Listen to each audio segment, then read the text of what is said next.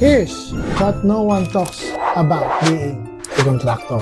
So akala natin being a contractor big times na, parang one time big time na. Once na-close ka ng deal, one time millionaire ka na. No? Ang hindi na pag-uusapan dito is how to close that deal. No? Ilang months mo tinarabaho, ilang months tinarabaho ng team, ilang gabi pinagkakatan ng team para maipasa, para magawa yung quotation, and ilang meetings ang inattendan mo para ma-close yung deal. Hindi nakikita na yan. That's because of the behind the scene. Yan yung behind the scene ng pagiging contractor. Ang nakikita na lang natin is ginagawa na, gagawin na, nagbabayad, natapos, yun na yun. Pero hindi lang doon yung natatapos. Once na na-close mo yun din, ilang months sa puyatan, ilang months sa walang tulugan, ilang months sa debate, changes sa plano, design, or whatsoever, bago mong close yung deal.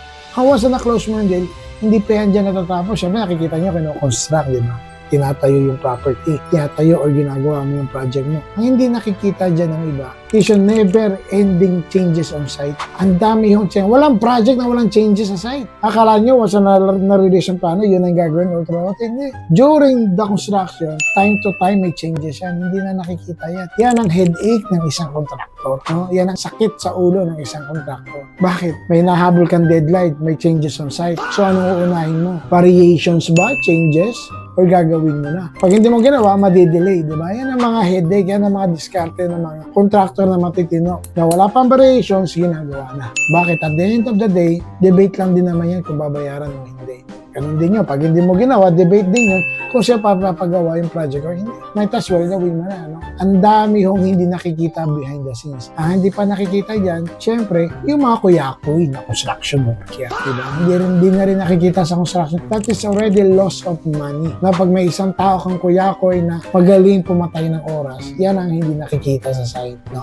Yan ang mga hindi nakikita. Yan ang mga hindi pinag-uusapan sa labas. Ang pinag-uusapan na lang, magkano mo nakuha yung project, magkano kinita mo. Yun na lang pinag-uusapan dyan. Pero yung sakit sa ulo, proseso, para matapos, para makakuha yung project, hindi na ako nakikita yan. Pero hindi nila alam, yung puyat na ginawa ng contractor na yan, yung puyat na ginawa ng team niya para makuha yung project, para maklose yan, para matapos yung project. Ang mostly, talagang hindi pinag-uusapan, the financial. Hindi never pinag-uusapan sa construction yan, pero gusto ko lang matakil para magkaroon kayo ng idea na that's the number one na magpiplay ng big role sa isang construction. How to finance a project. Paano mo ayusin yung budgeting mo? Ano unahin mo? Anong pa-priority mo sa project na yan? Paano ka makakatawid? Paano ka makakasahod? Paano ka makabili ng materials? Money management, hindi pinag-uusapan niya. Paano na itatawid? Akala nyo, at the end of the day, lagi masaya ang contractor. Hindi. Not all contractors masaya tuwing December. Ang laging masaya dyan is, lagi namin pinapasaya dyan yung mga team,